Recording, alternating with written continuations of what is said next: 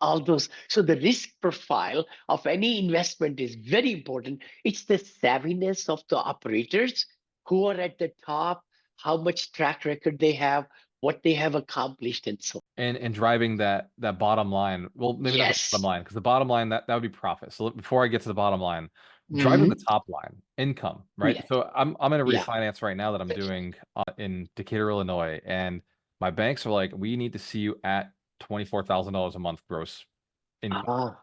because they Uh-huh. want to see that we're getting that DSC. What is it, DSCR? So they want to DSCR, see that yeah, our debt coverage ratio. Yep, yep. yes, Uh-huh. they want 1.25%. And so Yep.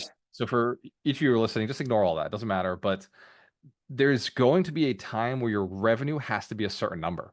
Because Yes. if your bills, the goals you have are $24,000 a month, you can't earn 22, right? So your Yeah. revenue has to get past a certain point in order to have even the capacity. So if you're looking to Big. spend 50,000 a month, you can't do it on a $20,000 a month income. Right. There's a revenue component to it. I know most gurus will tell you it's not about how much you make, it's about how much you keep, but there is a component of making that is necessary. Yeah. And filling units and getting occupancy is Ah. different from cutting Oh, expenses, right, Vinny? I am so glad you touched that in my mastermind last night. It was so ironical. We were looking at this, I think, 50 units or 32 units property in Louisville, Kentucky. It was so interesting to see the revenues coming in as we dig into the P&L, the bad debt, and that was a large number in the P&L. That tells us that the demographics of that asset, it was 97% occupied, by the way, but the revenues coming in, but a big chunk going out in bad debt and writing off. People are not paying that.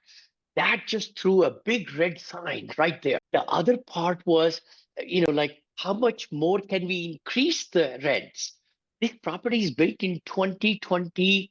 Yeah, Oh, okay. just for 4 years back. Wow. Brand new And building. you bury new building, and the interest rate is 1% because it's affordable housing, and it's for 15 years, 1% only, and so forth. But we started analyzing all the different things and where the area was and everything, and we walked away. You couldn't go See, any further. There was nowhere to increase the income. see, that's the thing. And then we found out even the utilities bill back, RUB system, we couldn't do it. You got to always be looking at a business plan. What you're going to do when you buy the property first day, what's your plan to action? Is it really sending out the letters to the residents and say, we are the new management, we want to do amenities, will be more, we'll be rehabbing some of the units, all that, right? We'll make these apartments smart home, we call them, with the links and I mean the outlets, right? USB outlets and all that. But the other part is the utilities bill back is huge. RUB system, ratio utilities bill back system, which is charging for water, trash, gas, and termite to the residents as they were owning their home. And a lot of time people don't charge because they want to that the owner is paying. So their Yeah. rent is actually lower than what you're collecting. And that happens a lot in Yeah. C class, B class properties where the owner Yeah. takes the water bill, takes the gas, electric, something. C class for sure is gas, electric. Yeah.